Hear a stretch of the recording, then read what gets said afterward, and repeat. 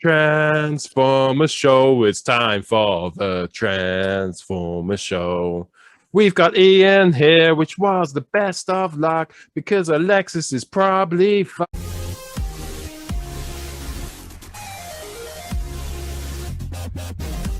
It's Saturday night. It's 7 p.m. It's now time for Transformers the Show.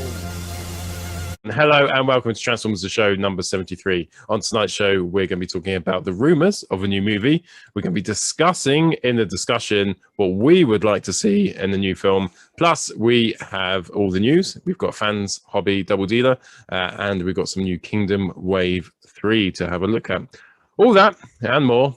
Fanstoys Innuendo and Transformers the Show 73. We now return to the Transformers. Yes, so welcome to tonight's show. We have a guest star tonight. So Ian, hello, welcome. Thank you for coming on. That's quite right. Are replacing Alexis permanently from now on. Because, Thank you, Alexis. I will keep your seat warm forever. There's only so much you can offend Zortrider and get away with it in YouTube land. And I will learn from his mistakes.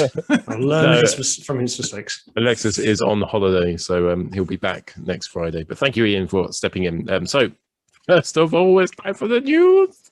I talk some TV, and now the news. Don't touch that dial. We all love news. James Truck Reports had some photos of the Transformers Kingdom Maximal T-Rex, which is out in some parts of the world, at least, and is the repaint, and is it a slight remold of the head, I think it is, of Beast Wars Megatron. So, some nice photos here. Is it wrong that I actually like this version more than the Megatron? Well, I was saying this just before. I've never cared about this repaint because this has existed back in the Beast Wars days, and I just never cared about it before. But seeing it in this mold now, I actually think that looks pretty good. The red seems a bit more, I don't know, less rubbery than the Beast Wars Megatron did in Kingdom. Not that I disliked the the Megatron, the normal one, but I just think T-Rex pops a bit more. And I think you're right, that could be a new head sculpt because the face seems a bit more stern. I wish I downloaded the photo. I'm sure somebody had done a photo with a side-by-side comparison of the two head sculpts, and it was slightly different, like the look on the face, the mouth, and everything. On that photo, and that one actually as well, does it look like he's got two penises just hanging down in between his legs? He's blue penises. Very lucky T-Rex. Yeah. Only I think to you, Paul. Sorry, I can't see that, Paul. Klingons have two penises. Did they? Yeah. Is that in your fantasy? And you say fan fiction, and he will not be stopped. Fan fiction. Yeah. You say Star Trek's not real. Multi-pop. There you go. So you can see. Oh, there you are. It's slightly different. I don't know. To me, it's hard to tell, isn't it? But I just think the colours on that seem more attractive. Also, I think as well, if you look on T-Rex on the left, I think the purple that they've used for the highlights of the scales, that's a really attractive purple. Again, nothing wrong with the Megatron one, but I almost kind of wish the Megatron was that shade of purple on the left. I know what you mean. Jamie, do you know the tail? Does that clip off? So you can just have his arm without the tail? No, the tail's pretty much stuck on as far as I'm aware. Yeah. To break it off. I'm sure if you just take out a screw, you could remove it if you really wanted to. But then, of course, when you transform him back, it's probably going to look a bit strange. I do like the fact he's got an actual hand in comparison to the original model. Yeah.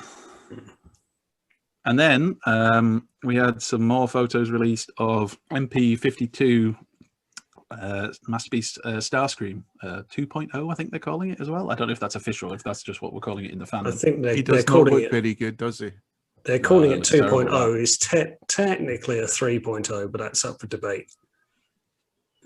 So we all like... If only Alexis was here to give us an informed opinion, but thankfully he's not here. Are you sure? I can't see you, so whoever just played that, well played. I mean, it looks quite good there. I think the thing is with a lot of the Masterpiece ones, it's always tune accurate, and Yeah, Sometimes but it's just more. it's like you boring said without like the molded lines and stuff. It's like you said earlier, Andy. He just looks like he's Peter Andre in the middle of two big guys, just going "Mysterious girl." You know, yeah. I'm not sure that's how that conversation went down. All right, Jamie, and your That's how I Peter Andre recall it. fixation. They're going very fans toys, aren't they? Because that's massively more toon accurate than their previous. I had the Sunstorm. Yeah, Sunstorm. Yes. Must be Sunstorm. And he looked cool in his robot mode. That doesn't look cool to me. It just looks like the cartoon. I've only had Masterpiece Tubby Skywarp, cartoon. and I think when I look at the arms on this and the way the shoulders fit in and stuff, everything looks cleaner and it does look better. I wouldn't think that was a Masterpiece size figure. Looking at it on these photos, if I didn't already know, I would be thinking it would be something smaller scale, maybe even Legend size. Yeah, agree. Those null rays look massive as well. Yeah, I was going to pick this one up, but I decided to go with the Make Toys one as my Starscream in the end, because I have heard the term go around that this is too toon. It's so toon accurate. It's almost a too full. toon. Well, I think you can only just. I mean, the head sculpt on this looks really good. I just can't help but look at this figure and think that that's just a really chubby body to it. And the thing is, once I've seen it once, it's sticking in my mind now ever since. But I think, it looks really clean. That's a very clean robot mode to housing a jet, particularly like the nose cone. I don't know how it transforms. But yeah, I do think that almost comes across just a little bit too toon, if there is such a thing. Toon. Well, you've just coined the phrase, I believe. Hashtag. Although my phrase of many masterpieces far superior, but yeah. That's making waves, Jamie. I was going to say it's not a competition, but for Jamie, it always is. It always is. It's a question. I think it's a question. How much can he say Peter Andre and Mini Masterpiece in the same show? Jamie, did you actually write Mysterious Girl and you're really upset because he stole it from you? It's got no royalties. You stole my song. Anyway, before we get sued, Dame Truck Reports also had photos of the Kingdom Wave 3 Deluxes, which have been released, and I forget where this was in the world, but they are out in this part of the world at least. So for those who haven't seen, Prime versus Prime has reviewed Trax, certainly. I'm not sure about the other one yet. And Trax is mince. Yeah, it didn't look... I mean, he said that it wasn't terrible, but that there were definite flaws with the figure. And yeah, I mean, I think it'll be one of those things where once you've got it in your own hands, you'll know whether or not you like it, or whether you think that, like him, that there are faults with it. But that's true of all figures in a way, isn't it? Not you really. can have the most flawed figure. I quite like a lot of my figures, and I think Trax is. I mean, its flaws is in the fact it's going to be breaking, isn't it? Easily. Parts of it seem to be the translucent plastic just painted, which is a bit worrying again. Because good luck, Nathan. Just steady with it, just steady. That's all we're saying. Watch when you apply those toy hack stickers, which you paid £16 for, and watch your figure just get destroyed. Oh, so many people who've been posted about their toy hack stickers and stuff, and it's like, how much was it? It was like nearly the cost of the figure. It's unbelievable.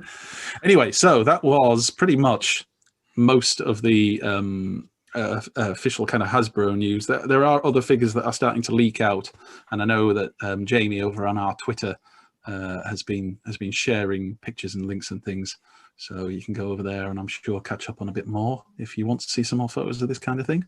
And now we'll move on and we'll get third party up. I mean, the big thing is, I guess, is the release of the Maximal pack with Sideswipe, which people were talking about, which is basically oh yes, I didn't actually I posted that on Twitter, Skywarp and Sideswipe, and people thinking Sideswipe hasn't really changed much. Skywarp is obviously just a repaint of Arizar, but they're obviously happy, but they're wondering, does that mean more of the Mega Beast, or it's at Mega Beast it was called? Magnaboss, Magnaboss. I've got the original Magaboss. Well, my brother did, and my cousins posted it to me thinking it's mine, so it's now mine's now. But nice. So there's the original Skywarp. Because I'll talk about that when we get to pickups, actually, because I want to go on about that at a little pace. Sorry, go on. Yeah. So that was just basically that, it's out in Hasbro Pulse just now, and a lot of people just reaffirming that, repaint central. And although it's more than a repaint for the Sideswipe, isn't it? Because a slight retool. Yeah, but with no spoilers.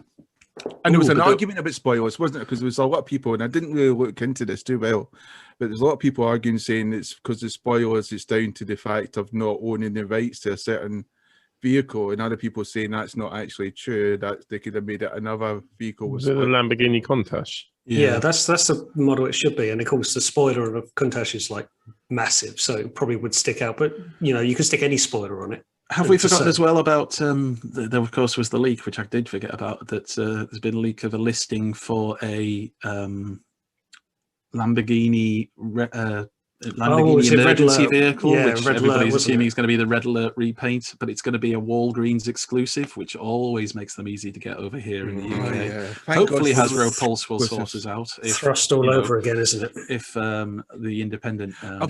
Hasbro Pulse did do a remarkable thing. They realised that Major Blood, that's the G.I. Joe figure, was getting really hard to sell. People were trying to pick up scalpels and making a fortune of it. So they re-released Major Blood again on Hasbro Pulse in the UK, so people could actually buy it like for like $21.99, where before they were paying, you know, 30 quid or 26 just to get the figure. So it's interesting to see them do that for G.I. Joe figures, and it makes you wonder if maybe they'll start to do that with Transformer figures, because they are doing it with, would you call it, with the Rainmakers, aren't they? They're bringing the Rainmakers back again because they realised that was suffering from scalpers and people really wanting it and missing out on it. So I wonder if they might start thinking, you know what, we've got these molds. We can. That's strange though, the Rainmaker pack, because that's like 2 years ago.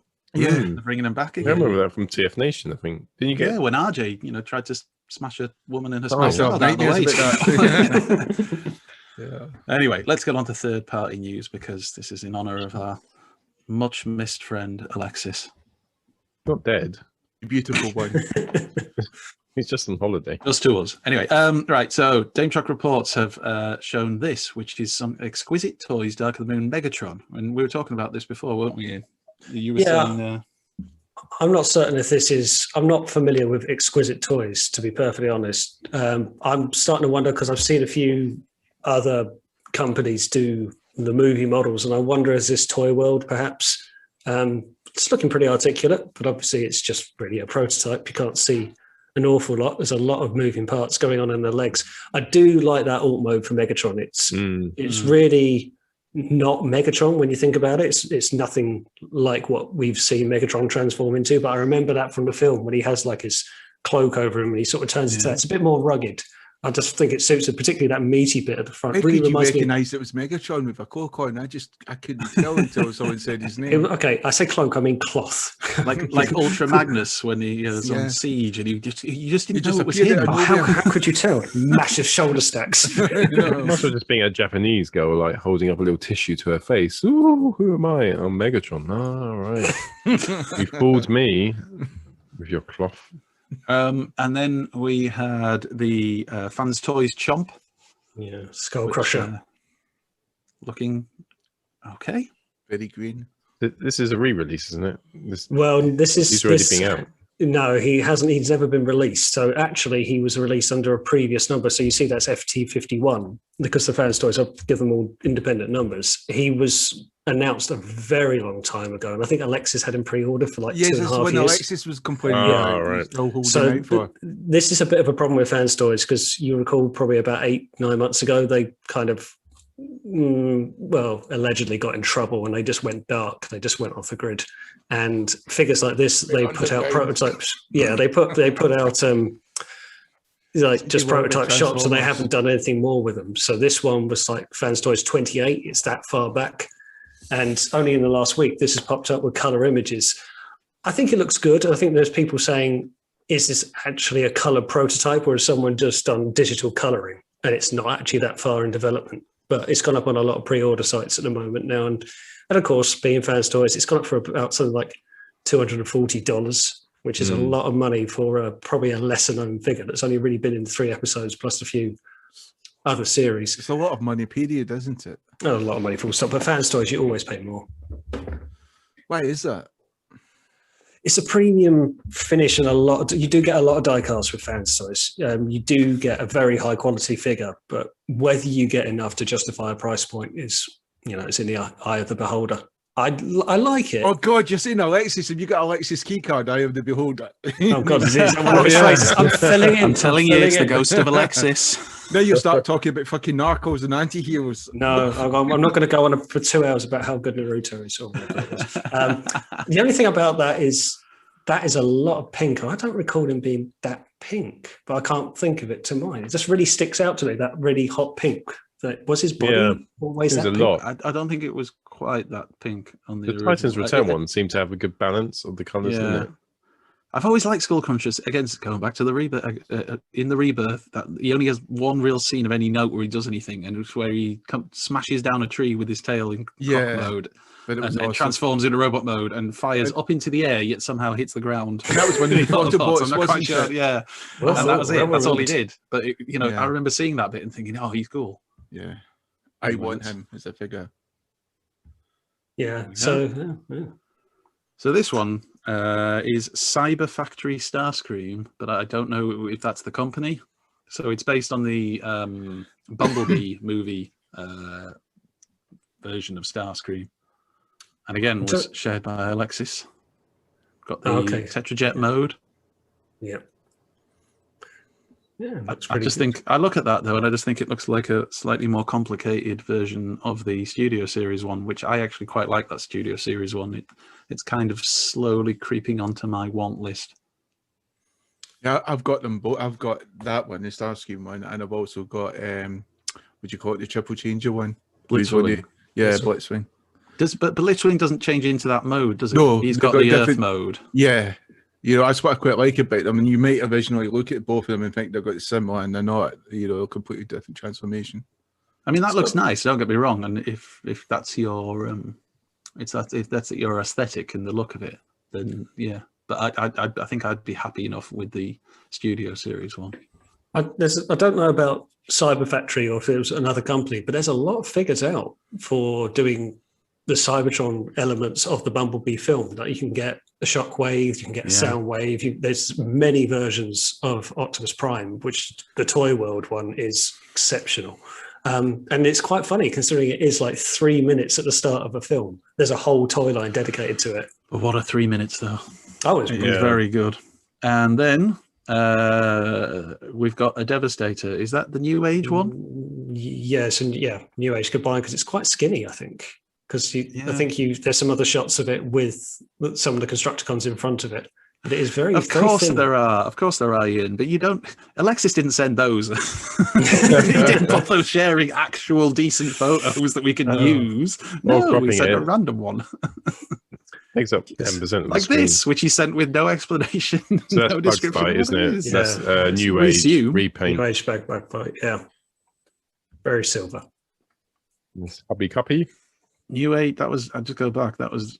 You say New Age bug bite next to the old. It looks like the old kind of toilet paper they used to get in my old primary school when I was a kid. That was more like tracing paper. Yeah. You just spread it around rather than wiping. Never took anything off. Just moved it. Just everywhere.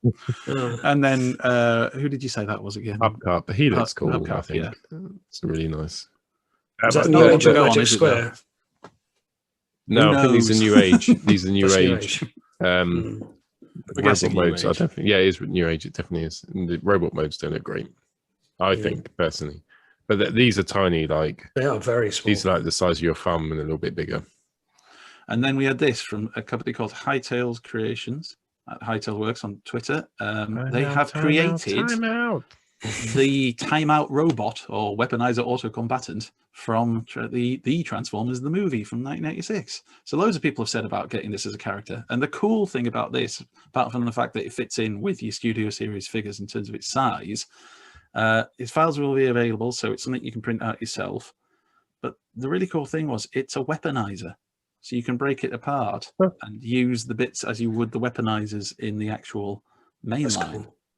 Yeah. Which I do think is quite a cool way of doing it. Weaponizer inspired. Yeah, so you can have Hot Rod acting out his little Jedi training scene. Yep. There's some of the weaponizer bits that it comes with, attached to Siege Ironhide, I think that is. Yeah.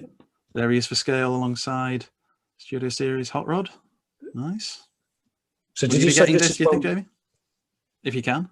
What's that? Would you be tempted to get this if you can? Because I know you're a massive Hot Rod fan. Yeah, I am, but I just don't like it. I just don't. I'll still get it though. Oh yeah, they'll buy 3 just in case. Maybe 2, but all right, 3. Yeah, taken apart and just. Is he just? So is Tara just holding his head? Isn't it? I will bludgeon you to death with your own head. So is this something that we print off like ourselves? Did you say? Yeah. I'd assume you pay for pay for it. It's and like then you print CAD it off on your files or 3D print. Yeah. Yeah, because you mentioned that on the show before, didn't you? Say, is this kind of going to be the future of collecting, that you pretty much just print off any mold you want and have at it? And I suppose with it being a weaponizer and it comes apart, makes it that much easier to print off and assemble. Yeah. It's a bit of a weird thing, that scene, wasn't it? Because you've got a Transformer basically sword fighting with a robot, and the robot's obviously sentient because it's worried about time out and worried about getting damaged. And you're wondering what sort of level of sentient is it can pass into the Transformers? Is it like a slave-master relationship? Does it have any freedoms? Does it just like washed over? You never see it after that scene, do you? So did they leave it to die on the ship while they escaped?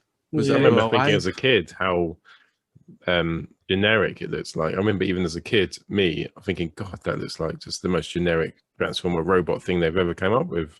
It's just so bland, isn't it? Yeah, it is. But that's Wasn't that a complaint in the Transformers the movie? Though, if you look at the closer scenes of like Cybertron with the Decepticons rally to fight Unicron, and you look at them and they just look like the most non-Transformer. Yeah. robots you can imagine. Somebody this week posted pictures, and I can't remember if it was on Twitter or where it was, and it was the stills of all those Decepticons, those like generic Decepticons running around, and they were all weird, kind of strange looking colors and designs. And somebody was saying, well, maybe what we kind of get, studio series is that E6, is that where it's going to go eventually? We'll have figures of all this lot. I hope not. Because I always go back to the Shockwave thing. It's like when people argue about Hot Rod, completely pointless argument about did he cause the death of Optimus Prime or not? It was in the script to a film. It's not real life. But then they have the debate about Shockwave, because of course we were supposed to see him killed by Unicron when he was in that little base thing and he's ordering the Decepticons out to attack. According to the script, Unicron was going to either crush it or grab it, and he was going to do something to kill Shockwave. But it was another one of those scenes that never actually made it into the film. But you never saw Shockwave again. So, and then we've got a bit of Fanstoys Huffer/Rig. Yeah. So this is one. They're saying this one could actually come out this year. For Fanstoys to release nothing for so long and then to get 2 figures out before the year's out, that's a bit touch and go. I think this one's more likely to come out of the 2. Do you think they've been sitting on these though while it's cooled down a little bit? So they've still been doing things, but they've just not released them. They're saying about, do Fanstoys actually have a working factory at the moment, or have they literally just shut up shop and sent everyone home? The Skull Crusher one's a bit different because allegedly that's been in design for a while. This one, I think, was quite a new design and hasn't all that long been up for pre-order. I can't tell if he's looking happy there or angry. He's a mixture of both. He's happy. He's happy where he is. I shoot my gun. I hold my gun like this with both hands. Oh, look, Paul. Speaking of hands, visible fists. which should be the name of this show. No visible fisting. Tires are in line as well with each other. Nice tires. It looks good. It's a very simplistic alt mode, of course. So fucking Fanstoys though. Like that is just the fucking. That's the G1, isn't it? That's the G1 toy right there. Yes. That is the G1 toy. Yeah, it's what they're going for. They're dicks then. Anyway, moving on. Okay. Go on, Ian. What's this again? So this is Magic Square's Light of Freedom, not Justice, Freedom or Justice, can't remember which, but it's Optimus Prime and it's a 2.0. I'm not entirely sure why they felt the need to release a 2.0 because their Magic Square Optimus Prime did really well. I've got the Masterpiece version. I absolutely love it. Do you think it was in the search for more money, potentially? Well, the most bankable character in Transformers history. Business. Were they playing a game of business on the world? I see what you did there. Yeah. Capitalism would be the end of us all. And on that note, so I think it looks good, but then does it look any different, better, worse than the first release. So this is kind of what I'm saying. The first one sold well enough. So what you're saying to me, Ian, is you've got the toy, so you don't give a fuck. Pretty much, in a nutshell. Look how Let's put happy, too fine a point look how on it. happy Megatron looks to have his friend back. He's Yeah. got his big Friends. smile. Yeah, bless him. I think from looking at For those viewers watching on normal tellies, what Alexis has done, they put a really low resolution thumbnail again, and it's Yeah. actually Megatron that looks just fine. Oh, Alexis, seriously, So I love you, far dude. away. It sucks so much when you do this, and I'm not messing around sorting it out for you. So send a decent sized picture next time. All right. Anyway. I like it that he's not even on, and we can tell him off. Yeah. I would say that from looking at that from what I know of the previous mold, the windows on the chest seem smaller. So Well, there I you go. think That's where the money's gone. that's all I can see in terms of difference, but it's still got the same level of posability as I think it does. It's got great articulation, tremendous articulation. So they've taken away from Optimus Prime's chest. You know, if they made look. savings across the chest, we're back. We're in back. order. So we're back because that's the order that Alexis sends these photos in, and you can't just reorder them. The computer doesn't like it. That wouldn't like it, would it? No. Now So it's we got- Hopper again. So we got Bad Cube on the left and Fans Toys on the right. And I guess people are saying, like, for the amount of money, which I think is something like $150, isn't it, for Fans Toys Huffer? Do people want to spend that money when Bad Cube's already out there and has been out there? Like, there's already been a market for it. No, get Kingdom. Moving on. Yes. You know? Get Kingdom for £15 and use the other money to take your other half for a nice meal. Exactly. You heard it here first. Lord Jamie Liddell. Led And then Kang Toys. This is more for actual pictures. I believe they're supposed to be of the prototype of their dive bomb, Yep. which I can't remember what it's called. Do you know, Ian? Is Firement or Firmament? Can't quite Fireman remember. Tor. From Fireman Bristol. Tor it is. It's- They're coming over there. It's Sorry. that's one for RJ. So Is yeah, it fermented? Something like that? Does he make beer? No, it might be fermented. So it's their mini version of their Predacons, which I've got the bigger version here, and yeah, it looks pretty good. It's just this, but smaller and presumably cheaper. Oh, look how small the picture is. So for those of us, can you zoom in? Seriously. If you double click on the middle, it should let you zoom in. Now that's There you interesting. go. Now we actually haven't seen a sword of the Masterpiece version, so that could be quite an interesting insight as to what the actual sword's going to look like, because each figure for the Masterpiece version comes with an individual piece of the sword that you have to assemble to make a giant sword. So this could be what the final sword actually looks like. I was just going to say that looks like bits put together to combine to make a sword, like they did with was it Piranacon in the Select, where you got to put the different bits you get with the individual figures together, and you get the big, massive Piranacon sword. Yeah. It It looks good, but I think that's probably going to be a sort of that Menosaur size, 12 inches, I think, combined. There we go. It does. Yeah, It that's- does. I mean, it does look very detailed and well articulated, but What scale is it?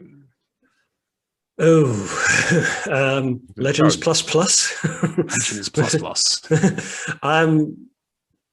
Yeah, pass. Don't know. I think maybe Legends that's- XL.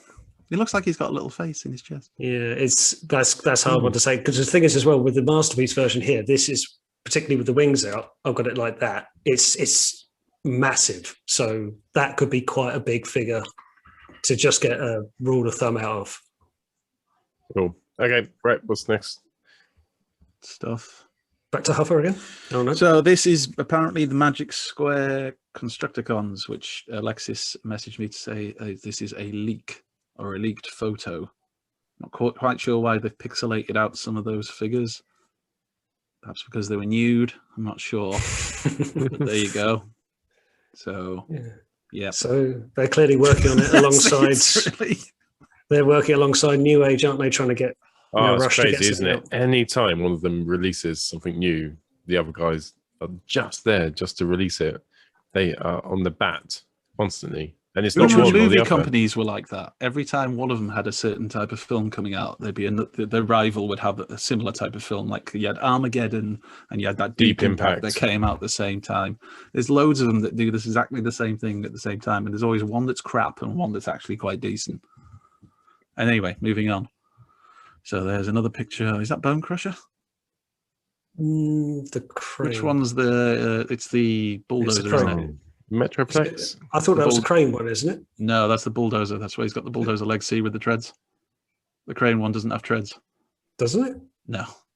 I thought the crane one does have treads. Yeah, it does. Doesn't it? No, the crane one doesn't have treads. Purple Don't treads. make me crane's go a and get truck. my tune. No, that's long haul's a truck. No, the crane is a crane. Don't make me not go a and truck. get devastated. Feel free. Anyway, that was not the big news. No, the one with the big. The one with the big. I'm gonna put money on it. The one which has got Certainly not that bit. Look at my hand, Andy. Look at my Yeah, hand. the one that becomes the arm. because on What's my got that? screen it's the picture.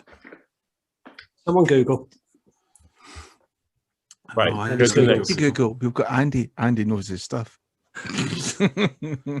Make sure you pin your flag on the right hill there, Jamie. The fact that you had to say Google there just means you're wrong, Ian. I'm looking for confirmation. Yes, Bone Crusher. Oh, Andy, What did you Google? Did you just Google who is Bone Crusher? no, I believe you. Bone Crusher is the one who's got the legs are all treads. Yeah. We've all got those figures. Some of us know our figures, Ian. Sorry, but it's true. Moving on. Yeah, The big news- My big crane does have Big treads. news The same. is Fans Hobby Double Dealer, or at least what's been hinted at in this leak of a Fans Hobby Double Dealer. Now, it could be Double Clouder because that point was made by a couple of people who shared this picture on Twitter that apparently Fans Hobby tend to lean towards the Japanese continuity. So that's, the characters from that, which means it might come out in Double Clouder colors first. But I'm hoping that just like the Master Force cartoon, they'll just do it in like the Double Dealer colors so it can be, recognized everywhere. But this is big news if you're me or like me, obsessed with Double Dealer. So this is coming in 2022 and I'm already planning which children to sell off in order to be able to buy it. Yeah, I He's think not talking about his own children. No, no, not my own. Sorry, God, no. neighbours. Claire would notice. Somebody we else's. did note how many people just kind of spam this on your feed, saying like, Andy, you need to see there was this. a few people that tagged me in something that I'd already spotted, but it was nice. It was nice that people thought of me, and I don't know where they get the idea that I like Double Dealer. It's not like I ever mention it every week. No, or an intro. In fact, Yeah, it's literally in the intro. weird. And how big do you want this to be? How big do you want this? Do you want it to be Power Master Prime? I doubt size? it'll be as big as their version of Power Master Prime. Or is it God Ginrai over there? I doubt it'll be as big as that, but I think it'll be a decent whack. It will be a decent size. I just want it to be good. If it's really good, and I'll be chuffed because this isn't going to be cheap, is it? Fans hobby stuff isn't. I don't think Fans Hobbies.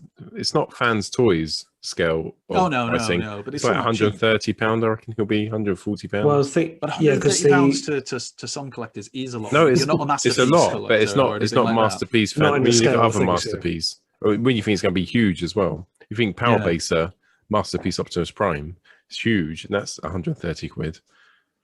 But Yeah, you can imagine if that was Can you still get it for that though? Because it's not. no on is it release still on release when it came out. yeah, you got to get these things kind of. I think on the everything's first gone up market. though, hasn't it? It's like Masterpiece. The price of most Masterpiece figures in the last few years has shot up. But you'll be able to get this at the release price. Well, this is the could hope. be like As long as the 100 release quid, price is 120 quid. sensible. But again, selling children, and that was it. That was the news. That was all the news that was newsworthy, and was the Awesome. news. Right, let's do it. Let's fucking do Fanstoys Innuendo right Yes. now, right in my face. And Scavenger is a crane with treads. I have Okay. confirmed. 3, 2, 1. Scavenger. Fanstoys Innuendo. No. Boys. Oh my! Can you God. see You've this? seen this image before? Yeah, I'm sure you have. You might have, Jamie. Please stop me. His crotch looks. Wow. I'm sorry. What we do? This is all we do. We just put a picture up. It's probably rude. We have to guess what the figure is. I can see the So- figure. That's his figure. Yes. Look at these lines. Do you think he's put something in that? Again, what are we doing? Also, what's this over here in his hand? Is that a big roll he's got for later? Is it a remote control for something? Is it a small poo? Is this related to the thing, or are you just enjoying showing this picture? This is what Paul does when he suffers the dark. Fanstoys, does this text actually Ian, this mean is your area, not because of the Well, picture, I know but that because of the fans' toys and all that. I understand the Fanstoys figures. I just don't understand why I'm looking at a man in the. Okay, right. Let's Crotch for anyone listening. It says Fanstoys. I really love you, but please, stop the one-piece crotch. Looks awful, and it's an easy fix. He's put hashtag stop the one-piece crotch, probably quite a popular hashtag on Facebook. Hashtag comeback perfection. Is that Motormaster? Hashtag Fanstoys. Have we got a Motormaster claim? Ooh. I'm just not seeing a link of a I've got crotch no piece. idea, so I'm letting. I'm just literally could just rant on with Fanstoys figures, but No, it's not Motormaster. Six Shot, Hydra. No.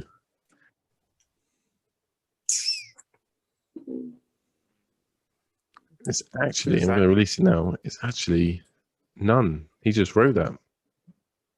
You mean there was actually no Fanstoys There figure? was actually no Fanstoys figure. He just wrote that. But Fuck's because it had sake. the word crutch in it and something about crutches looking awful, I had to put a picture up. So that's it. Fanstoys Innuendo. There was no Transformer.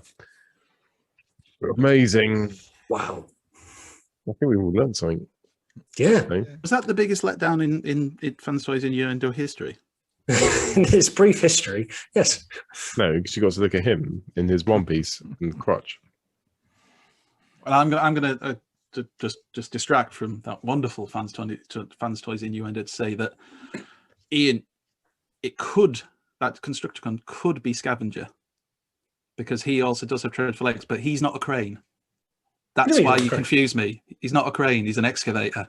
Oh, that's what I mean. For digging. Yeah. When you said a crane, I thought you were talking about So that's why it would confuse me. It could be because he has got the same kind of legs.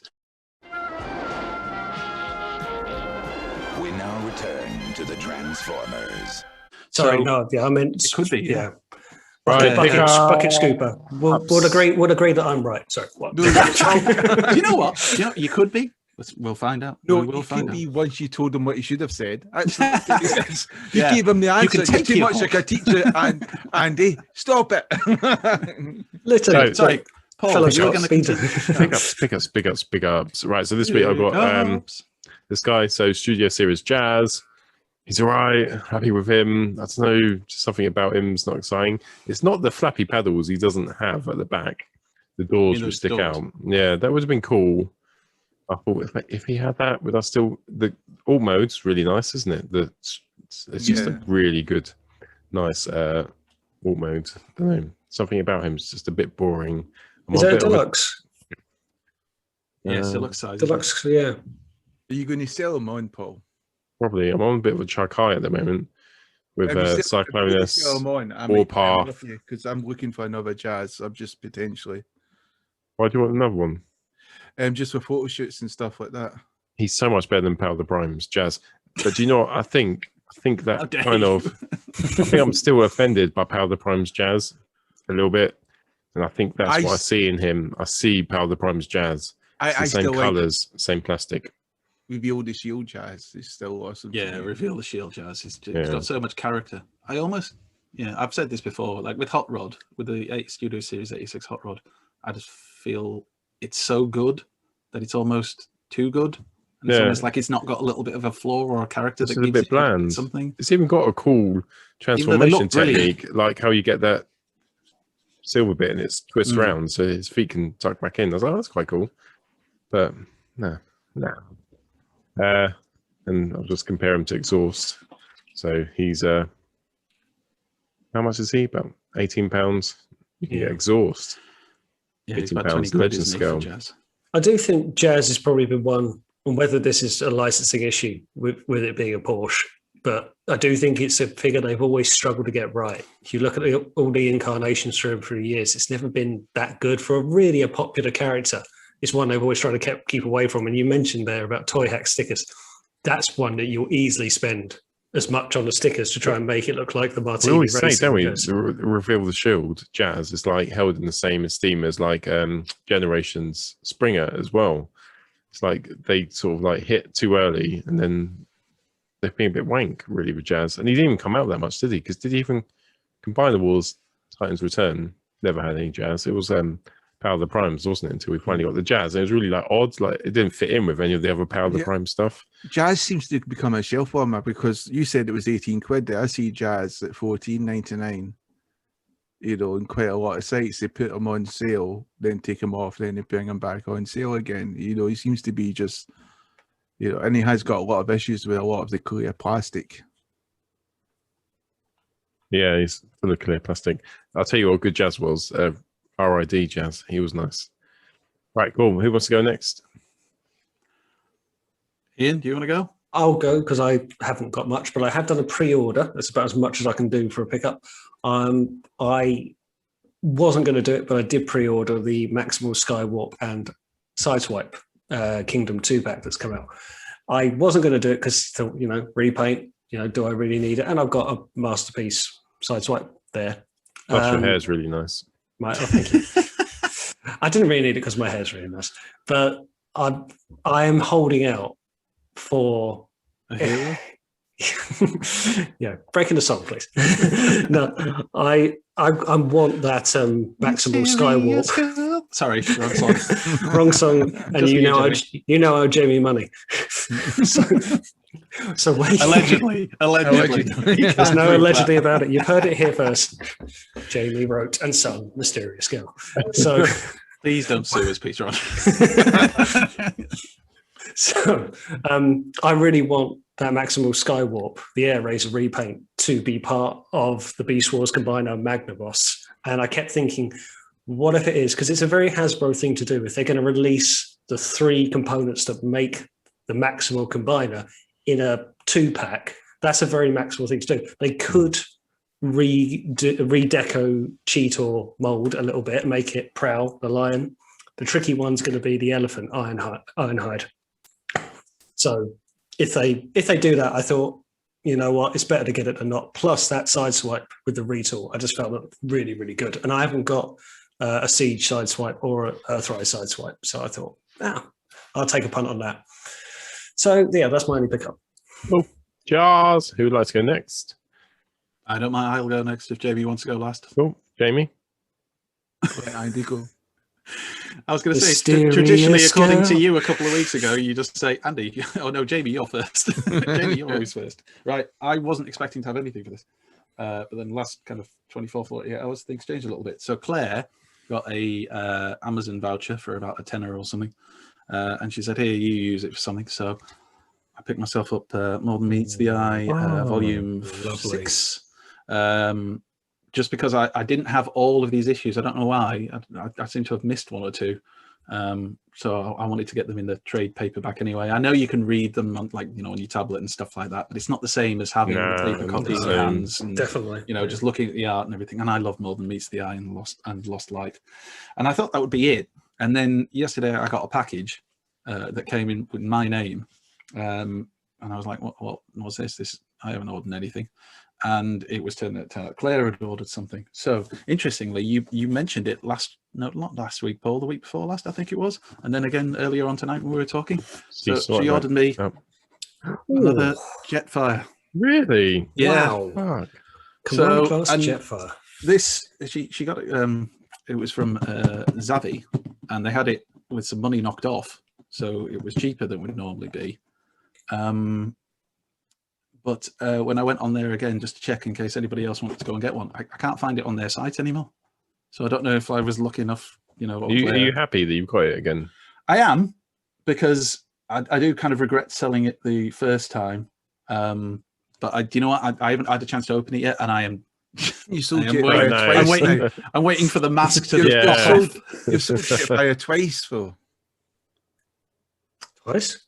I got it the first time without the face mask, and then I got you. Oh, the face, yeah, that one, yeah, but that was without the face mask. I just didn't like the look of it, so yeah, I saw that one. Then I got a second one, and then it was just kind of, I don't know why, I just kept looking at it and thinking, you're too big. You don't fit in with my other like the box and everything.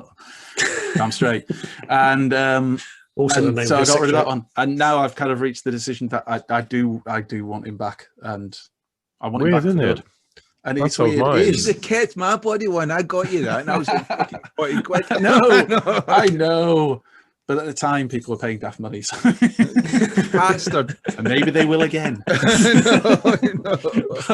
But I am glad to have it back, and I will break him out of his box. Actually, I will find out if the mask. I will find out if the mask pops up. No, he sold his too.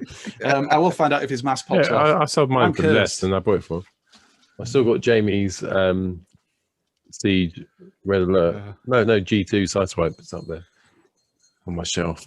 I still think that's a really good, representation of Jetfire. I've still got it, and I absolutely love it. I think it is big, but he was meant to be big. He was meant to be larger than life. Yeah. So I think it looks better than Kronos, like the Fanstoys Kronos. I think. I mean, Paul, I could always loan you my second Phoenix. Jetfire, and you ever get bored, you just mail it back to me. Or just bring it back to me when you come to visit. Don't sell it. I'll loan it to you. And then Transformers loaning system. yeah, like a library. I remember buying him. Do you remember when the prices spiked? It was like £100 for a Jetfire or something. Like when they sold out. They were shot up because it came out, didn't it? And a lot of people didn't bother. And then the Siege cartoon came out. And turned out he was quite a major player in that first, that first season of it. And suddenly everybody wanted one, and they were sold out in lots of places, weren't they?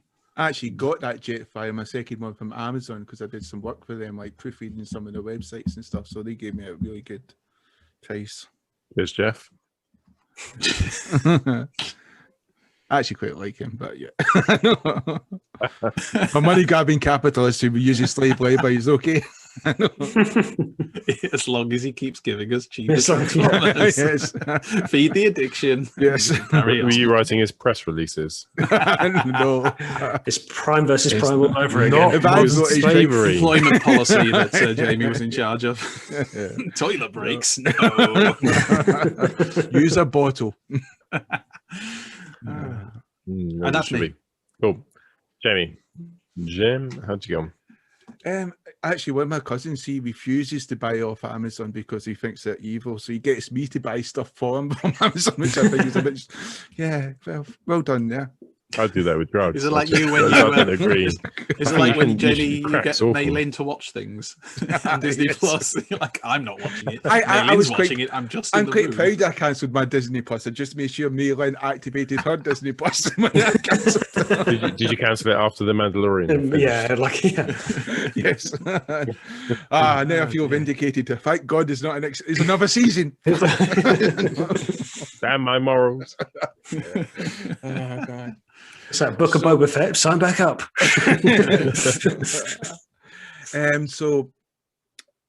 Don't get me started in the female actress and that. I don't like her. But anyway. Well, the one from Battlestar. Well, no, Battlestar, she's okay. The one from Battlestar Galactica. It's the one from Agents of S.H.I.E.L.D. because she appeared in Rohan and they all know what was going on there and they still took the money for it. So yeah. They shouldn't be able to walk away from that type of stuff. But I got Croc for £8. Now, I've already got Croc, so I picked up this guy because the potential for customs, but also because there's 3D printed parts which you can use for this mold to turn them into another figure. So I was always thinking, potentially maybe doing that at some point when I get a bit more creative again. So I managed to pick up this guy for about £8 posted, which is quite good. Pound posted is mental, considering, it's a good figure.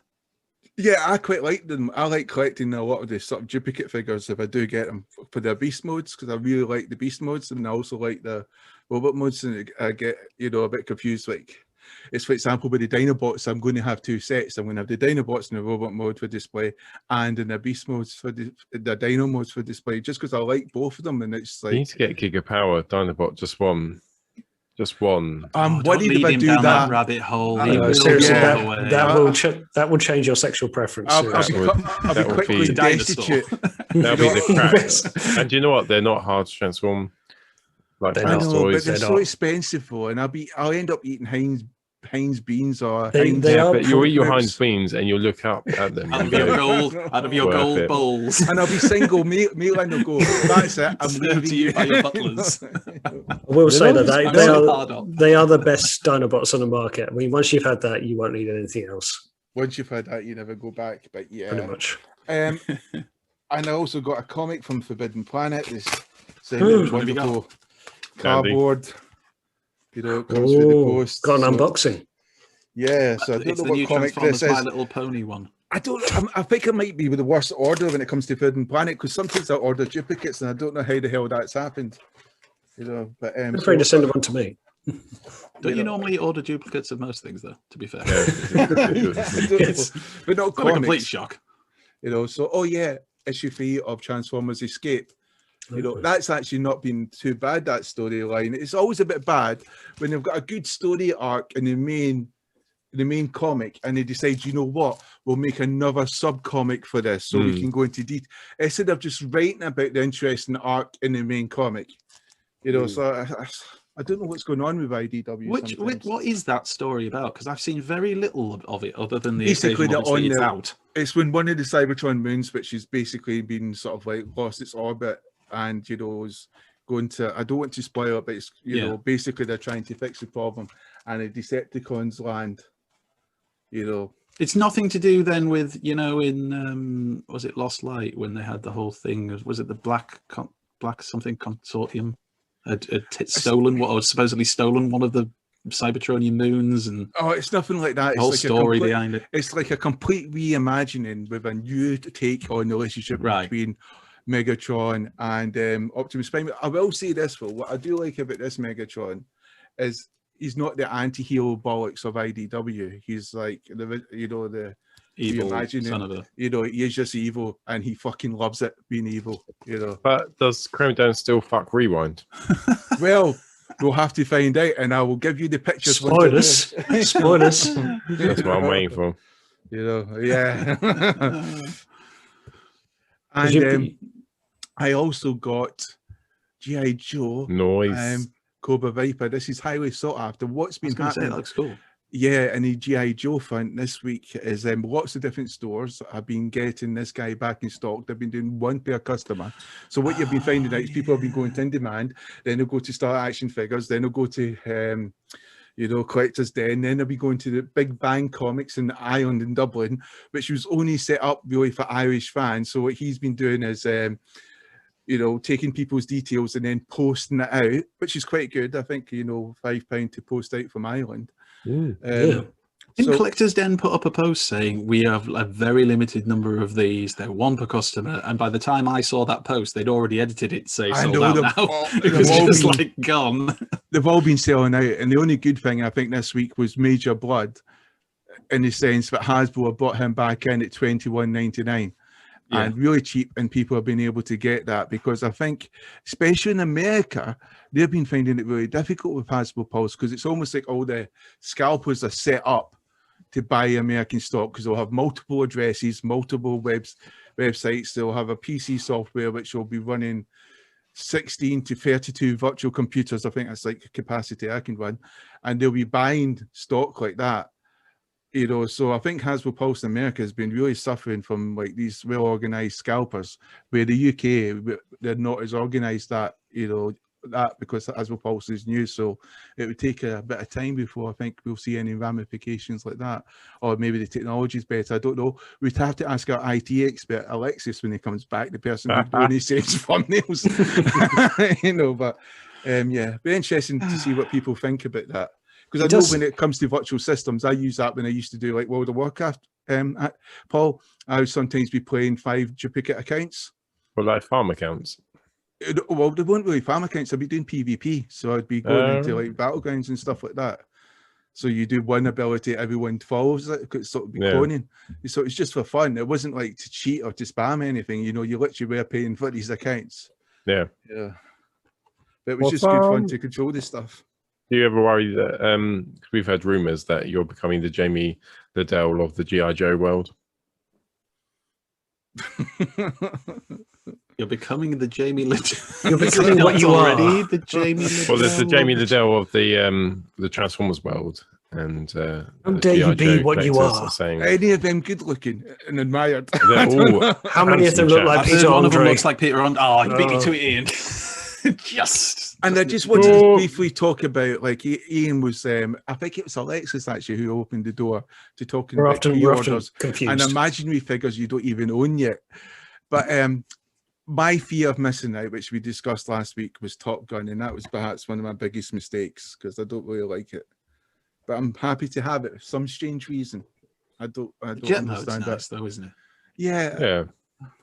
But if you were buying it, you'd be buying it for the jet mode. And I can't see why anybody would want to buy it for the robot mode. I find it's like Extratron. Like one mode's awesome, the other mode's really just a robot with not much detail. Yeah, it's just like it just seems to have one good mode, and it's the plain mode. I think he might stay in this box forever. But I think you're right there, Paul, because you think of the X-Men one with the X-Jet, Blackbird. I'm trying to remember my X-Men. That looks a little bit more detailed. It looks okay, but you kind of get the impression people are going to keep it in its jet mode because that looks really good in its jet mode. I've just never been particularly the biggest fan of the crossover. They're a nice gimmick, but again, if you're just going to keep it in one mode, you might as well just buy a model of it. I saw some reviews of that, and then basically the packaging you saw of the minifigures looked far better than what you actually got inside the box. You know, I never really paid much attention to it because I just was not interested in that crossover. It's a ridiculous amount of money to pay for. It was a lot. It was like 85, wasn't it? Yeah. What was that for, sorry? That was the X-Men one, wasn't it? Yeah. Was there minifigures that came with it? Yeah, Yeah, the two minifigures, Sabretooth and was it Wolverine? Wolverine, Yeah. And they're just horrendous paintwork done on the miniature little figures. Yeah, I have heard bad things about that one, that crossover. Yeah. But there'll be more crossovers where that came from. So stay tuned. For sure. Right. On to Rohan's corner. Rohan, sir, take it away. Take it away. Throw hand. Thank you, guys. Hello and welcome back, everyone, to Rohan's Corner, the show. And this week on Rohan's Corner, I am doing part 2 of the best Transformers on-screen deaths. So a couple of weeks ago, I talked about my favourite on-screen deaths for Transformers Generation 1 characters. And this week in part 2, I'm going to be focusing on those characters from Beast Wars, Armada, Energon and Cybertron, and there were some pretty epic deaths in all of those shows. Specifically, Beast Wars, I think, was the first show which had deaths throughout the actual series itself. There weren't too many in Generation 1, pretty much all coming in the movie. Beast Wars really pushed the boat out in terms of the storyline in many ways, and also introduced the protoform idea.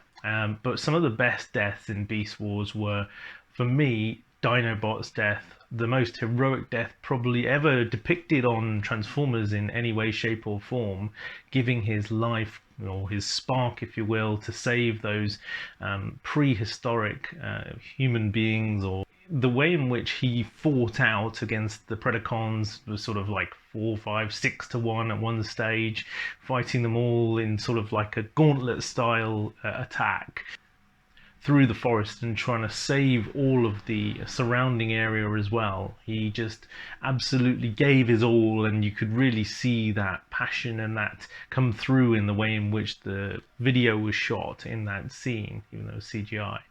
And it really gave a lot of emotion, and it still does to me whenever I watch that scene. It still gives a lot of emotion, and I think a lot of people feel the same way about Dinobot's death. And it was suited as well, actually. It was kind of cool that they gave him a good send-off, hero's end, if you like. The way in which he described it throughout the series is what he would have wanted. The second Beast Wars character I want to mention for death, and this is a little bit of a spoiler if you haven't watched Beast Wars, mute out the next 30 seconds, but realistically you should have all watched it now. It's been several decades. The second one is Beast Wars Ravage, and if you don't know, Beast Wars Ravage is actually a Generation 1 reincarnation of Ravage in an updated Beast Wars form. They see what happens to him. He's just about to attack the Maximals in his shuttle ship, and as he's doing so, Rat Trap comes in and throws a load of bombs in there and absolutely obliterates the ship. It's probably one of the best scenes I've ever seen in Transformers, where a whole ship is taken out, especially Rat Trap being the demolitions expert with those little fancy bombs that he used, which you see the fireball rush through the ship, and Ravage is just engulfed, and it's pretty epic. I really enjoyed that scene. Moving on to Armada, and there were two key characters for me in Transformers Armada who had huge on-screen deaths. This series was nothing like Beast Wars in the sense that it was aimed far more at a younger audience, and so there wasn't really an expectation from me and many other people that there would be any deaths in this series, because it was very kid-focused, kid-centric, and one of the big shocks to me was when Smokescreen was shot, almost or sniper rifle shot through the heart almost, and taken out in a battle, and it was pretty gory, for a kiddie kind of way in which they did it. And so he absolutely got torn apart, and Red Alert's looking at him and saying his body's not salvageable, and actually they managed to rebuild him into Hoist. And this is a bit controversial because technically Smokescreen, he's dead, but then he's rebuilt as Hoist, and he's got the same voice actor. So is he the same character? I mean, I talked about how Megatron dies but is actually rebuilt into Galvatron, and therefore isn't really the same character, but it isn't really a death. And so this one's a bit controversial. I personally think that the Smokescreen character died there because if anybody asked you to name the best death in Armada, everyone would probably say the same thing. This character had a polarizing effect on the show. Not really sure we fit in, always getting beaten up by Megatron, always trying to flip between Autobots, Decepticons, and Minicons, and fighting his own battle as always. And it is none other than, of course, Starscream. And ultimately, he sort of sacrifices himself trying to take out Unicron, I think it was, which is pretty silly when you think about it, but he didn't know any better, and he's giving his all, a bit Dinobot-like from Beast Wars, but in a lot less of a winning situation. And so he fires everything he's got at Unicron, and ultimately he's just absolutely wiped out by it and disintegrated. And it's kind of sad in a way, because some of the kids and also some of the audience probably had some sort of affinity with Starscream. I've only got one each for Energon and Cybertron, but one character who they brought back, which was quite cool, was Shock Blast, and he was obviously monikered on the original Generation 1 Shockwave, but a lot more sort of conniving and skulky, a bit like Tarantulas in many ways from Beast Wars. You quite enjoyed watching him and his sort of scheming methodologies, but ultimately his death was again one of those sort of significant big moments in the show where there's a huge blast coming down from Unicron, and he just absolutely crushes Shock Blast. And you see, as they depict on the screen how he dies, his eyeball and it going dark, and it's just epic. The way which they drew it was really, really cool. I really enjoyed that. The second one from Cybertron is one I've mentioned before on the show, and I've shown little clippets of it, is Vector Prime. And the reason why I chose Vector Prime was because, he's a heartfelt character, he's a very loyal and nostalgic kind of character in a way, because, he's one of the original 13 Primes, he's got that ability to time travel, he's trying to save the universe in essence, and he's very noble. And, the way in which he sacrificed himself to be able to help everyone to fight the impending doom from this black hole was really, really key. And then they had a sort of a scene at the end there reminiscent of Dark Awakening, where they gave him that kind of send-off with the ships in space. And so those were my best on-screen deaths part 2. There will be a part 3 coming up with some more characters. Can you guess who they are? Did you think I should have had any others from the Unicron trilogies or from Beast Wars? Let us know and tell us who were your favorites. Other than that, it's been Rohan from Rohan's Corner for another week. Thank you for joining. Back to the studio. Hey boys, we've been rumbled. Well, let's bounce. Thanks for Rohan. Awesome. So right straight on to our discussion, which tonight we've got the rumors of a Transformers film coming our way. So we posed the question: what would you like to see from a Transformers film? What story arc would you like, and where would you like it set? So, guys, come over me with your opinions. Who would like to go first? Peter, Jamie, take You this. worded that so beautifully, Paul. I just don't want it to be like Netflix or use the writers from Netflix or any of the creative team behind the Netflix series. I think it's best that they just move on and take up, I don't know, a cycle riding or something worthwhile and give it to a new creative team. As long as that happens, I'm happy.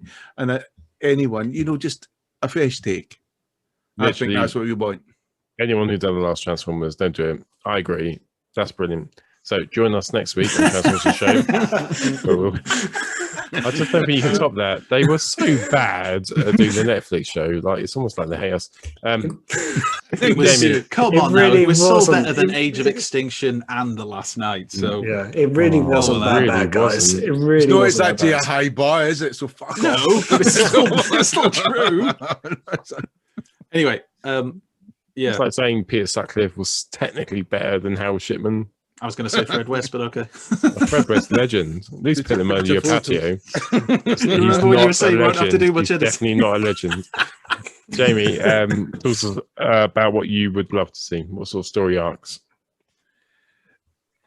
I would like just to go back to the classic story arcs of like what you had in the 80s and 90s, which was when cinema was truly progressive and moving forward, and it was based on creativity and good writing, which was to sell the product, and then you could put any message you wanted across there because if the writing's good, you could say anything and people will lap it up.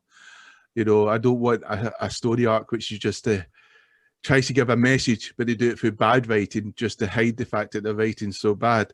So I want something where you go back to the days of, someone's evil and they fucking love it being evil.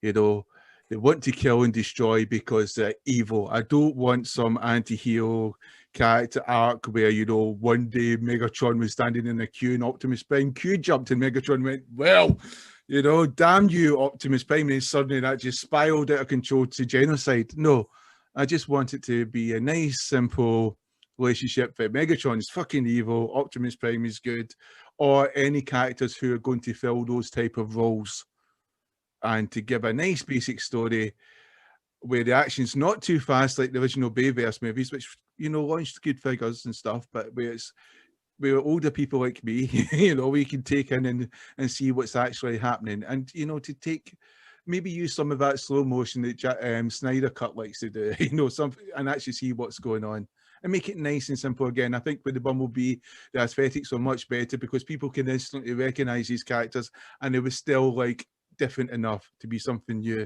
and you could see what was going on because they looked like aliens, humanoids who were fighting and dying and had characters in them. In that 3 minutes of footage, they probably had more character development than most of the Transformer movies combined when it comes to Bayverse.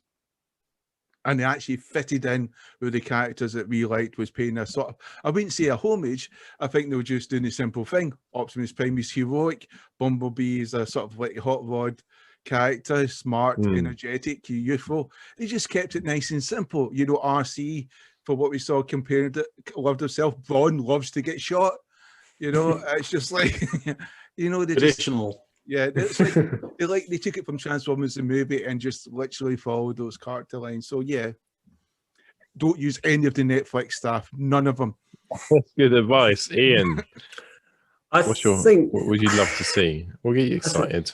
I would like, I guess I got two kind of preferences. So just to pick up on Jamie's point, I think, for the brief 3 minutes that we got at the start of Bumblebee, that's a format that could be really easily followed. You could have a very clear, think of it as, this is going to bring in a new age of Transformers fans. And this is the first time you've seen Transformers.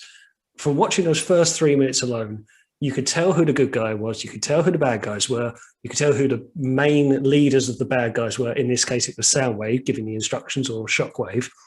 But Optimus comes on screen, takes down everyone because he's Optimus and he does it all heroically. And as you say, Bumblebee comes along like, I'm stuck in traffic. You know he's going to be the quick-witted guy. It was simple. We knew who it was.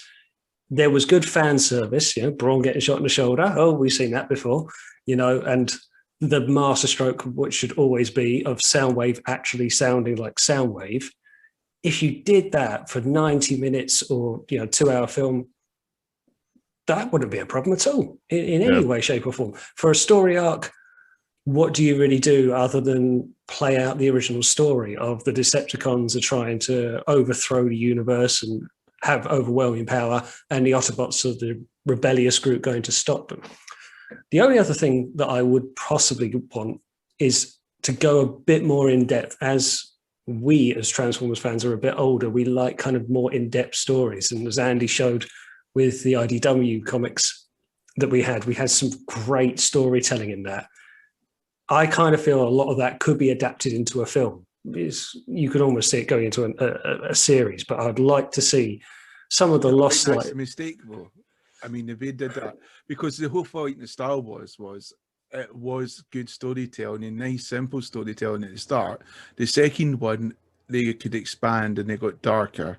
By the third one, they almost went to jovial storytelling again. And I just wonder if you keep on trying to do Transformers where we're going to make it dark and we're going to tell a real story, then they're just going to lose that. It depends what you want to do. Do you want to go back to a simple, easy-telling format, or do you want to take it somewhere new, somewhere I just don't think we've had an easy-telling format yet. But that's no, not for a long time. Yeah. I think you're probably right. I'd agree with Jamie. If we basically had the 3 minutes of Bumblebee stretched out with enough to be new, like Jamie said, there was a new take on it. It wasn't like watching a rehash 1986 movie because we know every line in that. Are we going to have something a bit new, but still enough that anyone could pick up that film for the first time, know who the Autobots were, who the characters were, and it's still enough to get you excited about it. So it was simple enough to watch, but new enough to be something different. Yeah. Andy, how do you feel? Tell us in 3 words or less, how do you feel? Without using the words Peter Andre. At the moment, kind of confused. We're all confused. And yet, the word you're looking for is mysterious. Titillated. No. New feelings. I think we should all get that for TFN next year and wear it down to the bar. You do that, Jamie, and I'll be right behind you. That's what we'll tell your Jamie. Cosplay? No, we'll get up at TFN and be like, who are you? Well, we're Fanstoys Innuendo from Transformers the Show, episode 73. Oh my God, you even like Transformers? We'll just say that we're the salsa dancing group. Ocean City. Anyway. What were you talking about again? Scramble City. Films. That was it. Yeah. It needs to be a simpler story. I think they'd struggle to do a whole movie based around the start of the Bumblebee film, even though I loved that start to the Bumblebee film. I think they'd struggle as a film company to do it because a lot of that was fan service to older fans, but younger fans wouldn't have known what was really, they wouldn't have picked up on those bits. I'd love to see him do it, but that's because I'm an old G1er who loves to see all that kind of stuff. What we'll probably end up getting, I fear, is not fear necessarily, but I think will be more like what we had with Bumblebee. There will still have to be a human story there. There will still be usually young human protagonists who will help the Autobots or become involved with this Transformers war on Earth, and it will follow the usual kind of storyline. I just hope they don't overcomplicate it like they did with the Bay movies, which got so confused and convoluted as they went on, and huge chunks of the stories never made sense. There was whole plot lines that never went anywhere. They just got literally dropped and you never found anything out. There was characters that appeared in one film under one name, and the next film they were randomly a different character, and that was never explained why or how. And that was literally just The Last Night. The Last Night was awful, and I'm sorry if anybody sat at home watching this and likes The Last Night. Good for you, but it's shite, utter shite, and I cannot watch that film anymore. I literally, if it's on a channel and I turn it over, I turn it straight over because I cannot watch it because there's so many bits that now make me literally I've ever seen in my life. It's terrible. Not just Transformers. I can imagine the creative meeting where they literally normally come, right, well, let's get all these ideas, let's pin them all up on a board, and Michael Bay just looked at all of them and went, yes, let's do that. And it was just like, what? It just, Should we just get a bag full of dustbins and metal, throw it at a wall, and just film it? It was just stupid, just all of it, and it just there was tiny bits of those films which actually you kind of took little bits out of, and I actually think Dark of the Moon was the bits with the actual Transformers involved were actually quite decent. That was based around what was an old G1 cartoon episode story that basically they ripped off.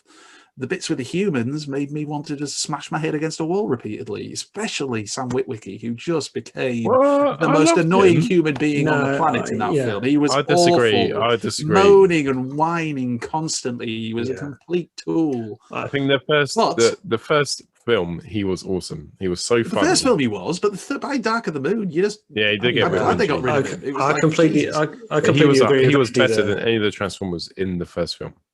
He was. I think the film was carried by him. Both. And the first film I actually enjoyed, but then I have an emotional connection with it because I went to see it with my eldest son and my wife, and it was the first time they'd been to see a Transformers film in the cinema, and obviously first time any Transformers film in the cinema since the 80s. And sitting there and watching it with them, I really enjoyed it at the time. I can watch it back now and understand its flaws. I think the new films will follow that. What I want to see is this animated movie that they're supposedly making. I think it was something like a 2023 release. And that's supposed to be based on Cybertron. And that's the one that's going to, I think, grab my interest more. Do you think sometimes Michael Bay gets away with it because it's just complete and utter trash in the sense of just action effects? Normally they're quite. If you look at media, the excuse is always popcorn films, though, Jamie, isn't it? Though, because that's what people say when you criticise Michael Bay. The defense of him. Oh well, he makes popcorn films. They're for entertainment. They're not deep thinking. But films. It's not even a good popcorn film. That's what has. I mean, when I look at films, like whatever films they are just now, they always seem to get attacked for some political reason of why they're rubbish and bad, like pro or negative, whatever political reason that's going around the internet that day or that year. But with Michael Bay, no one's assigning any, well, as far as I'm aware, any political undertakings to that, but it's just utter trash. And I wonder because he's got no message, he's got no direction. He made one of the top 2 Transformers shows ever made. Do you mean films? Films. So you got Transformers movie 86 and the original Transformers movie that he made, which restarted everything. We would not be having this discussion here today. Yeah, this is Michael Bay. This is what people were saying. There'd be no interest in Transformers. I really don't rate him as a. We'd be talking about Sylvanian families, which is what we really are into. It's like Paul said, though. It's like the first one was actually quite good. I think a lot of people would say that. I think when you got to the last night, the very last one, it just was utter a failing, and I just wonder. It's like. There was no direction. There was no idea what they're doing with the story. He didn't care anymore. He was just putting robots on there because he could do whatever he wanted. He had complete autonomy. They made a lot of money. That's the reason why he carried on for so long. Yeah. But I think we saw the cracks with Revenge of the Fallen when he had more of a hand in the actual writing and the ideas because of the whole writers' strike that was going on at the time. And then when they finally could get writers in, they had like 2 weeks and they literally locked him in a hotel room. If you watch the DVD extras with the making of stuff, that's literally what they did. They took the 2 writers, stuck him in, and Michael Bay kind of just went, right, these are the ideas we come up with. This is what we want to do. Go over it for us. The writer's strike caused a lot of TV shows to be cancelled. He was in Villains or whatever that was called. That and then Dark of the Moon. For me, the first film kind of took it up there. The second film went right back down again. Third film started to pull it back up, and then after that, it was just a rapid decline of like the Dinobots in the Age of Extinction, which was a big push on the film. And they're in it for like the last 15 minutes. Yeah, that was a big waste coming end of it. I want to see Transformers. But the reality is, in the live action films, they have to have a human storyline to follow in it. Because that's just, they have that human storyline for people who are the more casual fans who maybe aren't Transformers fans but are interested in it. they can follow along with that human character. And we saw it with Bumblebee, and it worked pretty well in Bumblebee, but the cast was quite small when you think about how many Transformers were in it. Apart from that opening scene, you know, they worked with a small core cast of actual robots. I want to see Transformers on the grander scale with more of them, and the battles like we saw a little bit in Dark of the Moon, but with something. The desire's there. We want to see that, not just us four. And that, like, the 27th most grossing film of all time is Dark of the Moon. The 29th biggest grossing film of all time is Age of Extinction.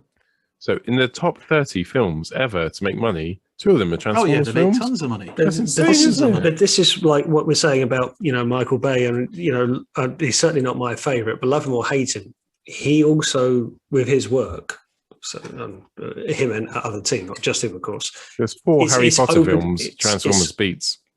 It's opened a door for a lot of people to be exposed to Transformers for the first time. For a lot of people, that's going to be their introduction, like the 80s movie was for us. That's going to be, like, particularly the first one, which was quite good.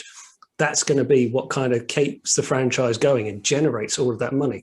So they're just going to keep giving him a big paycheck to come back and come back. And he was even working on the Bumblebee film, wasn't he? I think he was producer or something like that. Well, I think he got executive producer credits for it. How much input he actually had in it, because it was supposedly more Travis Knight's vision for what he wanted to be. Like, I wonder whether that was the payoff, like lips, because he was supposed to do another film, and, you know, the film company basically said, well, we don't want you to do another film, but we'll give you executive producer rights so you can have some money for it and all that.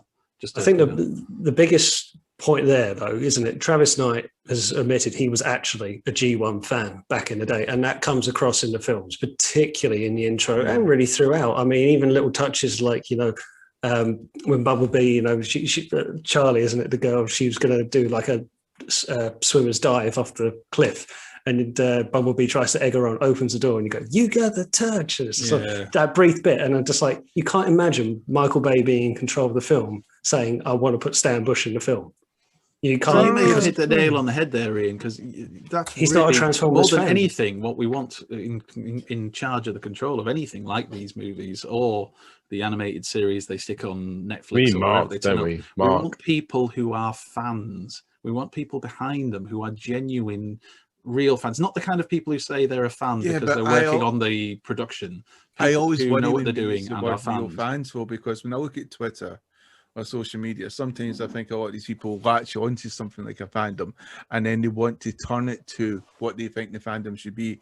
I do that a lot. And rather than accept that the fandom's quite diverse and big and we should have equal opinions, straight away they want to say this is what it should be, and then they start becoming very tribal. That's what we're doing here by saying what we want for the film, isn't it? Most of us have said we want something G1-esque. I think I said at the start, I want new creative people. I don't care who they are. I don't care if they're coming from out of Mongolia, and I literally do mean that, places like that. Yeah, but you did say you want a G1-esque film, right? Other countries or whatever coming in, because, you know, Transformers is a worldwide franchise, and I don't want to have my expectations to be holding them back. I want something new and different. And I gave it an idea of what I would kind of like, because when I looked at the Bumblebee thing, to me, that was new and different, and it was a different take on Transformers and movie, and a more of a homage to that, rather than what we saw from the Michael Bay or from the disastrous Netflix series. So if it was not G1, would you be happy enough with that? Well, that's what I mean. I don't want to not based on G1. Yeah, I would be happy if it wasn't based on G1, or I would be happy if it was, as long as it's a new creative team. I don't want my expectations. I don't want any, oh my God, you can't be picking this writer from this product. I don't want to be thinking like that. I don't want to have any negative thoughts where I'll be holding that person back, because writers, they have to do jobs, because, believe it or not, they like to eat. So I don't care if he was writing in a crap show or whatever, and that, as long as he's getting a chance, or she's getting a chance, or they are getting a chance, to do something new. And that's what I want, because sometimes I think if we put expectations and we put people in a box, we're fucking them over. They're literally stuck. And I'd rather we just let them loose out there. It could either be disastrous, but we've had that. We've had Michael Bay, so we're letting someone hit Good stuff from Michael Bay as well. Yeah, and I think that's the thing, isn't it? Because with Michael Bay, you're going, as you say, popcorn culture. You get that action stuff. You just don't need to think about it because no one understands what's going on. JB Abrahams, you've got someone who does something nice and safe and predictable. You know, you've got people out there who have got a certain niche which studios tend to go for. And I think sometimes with studios, I think it's good to go, like, look at Guardians of the Galaxy, the writer behind that, you know, he was doing stuff like Scooby-Doo movie before that, which was horrendous, you know, and then he did something like Guardians of the Galaxy, which launched a whole, you know, new characters upon the Marvel Cinematic Universe, you know, and it was fantastic. So I want something like that, you know, we take a chance on someone. Yeah, I agree. It's been too railroaded, hasn't it? What started off as something beautiful has turned into something sour, bay face. So for tonight, let's wrap it up. But where would we go? TF the show UK? TF show UK. North. Ian, what's the Instagram? Your Instagram for your show is Transformers the Show. He's right. Ian. He is right. Every time. You didn't know it, Paul, did you? I can tell by your face. You're like, no, I don't even know. I'm not even a part of the team, and I know everything. It's almost like I don't care. And Ian, do you want to talk about your channel, sir? I'd love to touch base with a bit of Arrowfyre in this. Thank you. Yes, you can find my channel on YouTube, Facebook, Twitter, Instagram as Arrowfyre with a Y. You're so branded. And what's not I regret that. Your favorite video that you've put out so far? So your Zeta one's got over 1,000 views. It's, I know. I still watched building and that as well. building. 50 Great video. Though, yeah, it's good. Yeah, that's my favorite video. I don't know. Actually, I've got. I thought that would be 5 minutes long. I said this would be 5 minutes. And I was like, fucking hell. It does say in the corner, Jamie, really how long it's enjoy going to it, be. No, I've actually got two. I did the Zeta Toys Bruticus. It's actually got 2,000 views now, which I'm quite pleased of. But I really didn't expect that to do anywhere near as well. So that's just took off. The other one I did my Through the Looking Glass, sort of the retrospective of a character, and I did 6-shot quite early on, and I really enjoyed doing that one. It didn't do that well, but I really enjoyed doing it. It was good fun. Oh, cool. Well, we do that. We have funny episodes. They do shit. And then some episodes we mention Unicron. It does really well. So. I have noticed the Unicron it's all about your tags. Real. Right. Join us on Facebook. Please check out Transformers UK, TF UK, our home. And we'll see you next week. Bye-bye. Bye.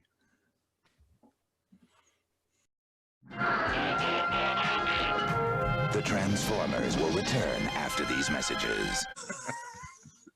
Recording in progress. Oh, I love that. Do you want me to back up record? Is that right? Yeah, brilliant. Thank you. I'll appoint you as I screamed and co-chief. shouted because I've knocked my drink. I can't put my drink on the desk now. Well, I can, but it's over there.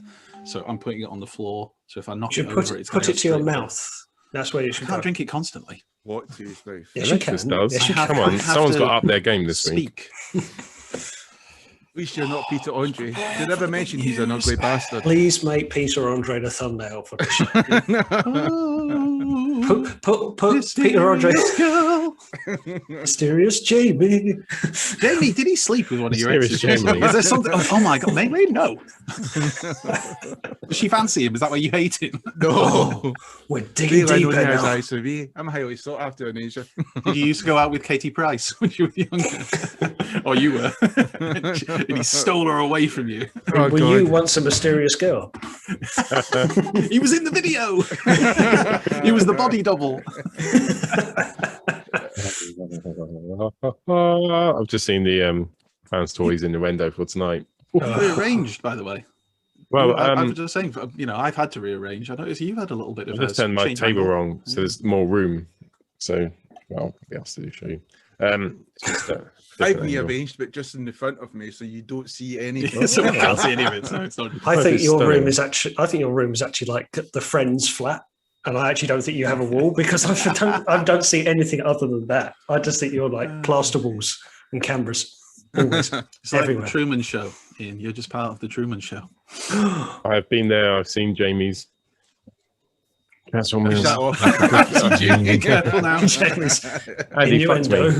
No, it's good. I did what now? And he said, I wasn't even there. and he or Andy? Did he just wear one of those masks? By the way, Paul, I'm glad that you also got 3 hours out on an out the other was it yesterday. Awesome. Isn't it incredible? Like for 3 hours, This is how much we can drink. Yeah. Well, that's the way Claire went. She was saying to me when we ordered some food, she said, "Oh, I've got a drink, haven't I? Yeah, you know, with yours, you can get a free drink, but I don't think you'll like any of those. So just get us another big glass of gin." Came out with another fishbowl. Were you doing it on the app? The Yeah. waiter, we were doing that and like ordering. Like this was like, I fancy a porn star martini, and I was like drinking beers. I was like, yep, and me. So we're sitting there drinking porn star martinis each, beers, everything. By the time we got home, we were like, well, I kids. That sounded wrong. What's Sounded a bit that Gary about? Glitter. Hello, kids. Ooh, hello. What was that about? How do you say it nicely? 3 Hi, hours. kids. You can't really say nicely. I'm gonna go Jimmy Savile on you. Anyway, What was that about 3 hours? You haven't got like time limits up where you are. yeah. No, we left. No. We got into town for like 6. and then Oh, we I see what you mean. I thought you We had must have like left at lockdown 9. curfew or something. You had babysitters, I presume. Yeah, sister-in-law. Yeah, you see, my mum was looking after ours, but she had them for the night. We could have, if we'd really wanted to, stayed out. But Claire, Yeah. with a leg, like trying to get from even just from pub to pub, is still a massive I should have chore. left So her. Just- leave that bit in, so I can show her that, Oh, and then take a photo of and she'll her remember. reaction. Oh, you better believe she'll remember. Didn't we agree to go to Brighton like Brighton, but 2 months ago when we yes. were drunk at the end of the show? Yeah, you were quite adamant. You were quite pushy about Brighton, to be honest with you, Paul. I don't know. Overbearing. You and It's the Alexis worst. had quite a Overbearing. debate about London or Brighton, You and must you were have not argued. having any argument about London being better, and Alexis was getting quite upset with you slagging off London a bit, Was it? and we were all just sitting there going, All I should do at the end is just give someone else control so you can mute me and Alexis if needed. I'm assuming Jamie's stroking a cat. No, I'm not.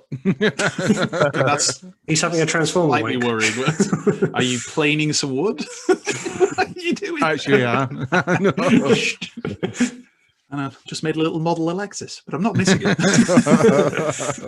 Welcome to Carpentry Hour, where Jamie is pruning an Alexis. Just like your Very Lord much our own Savior version Jesus, of his dad.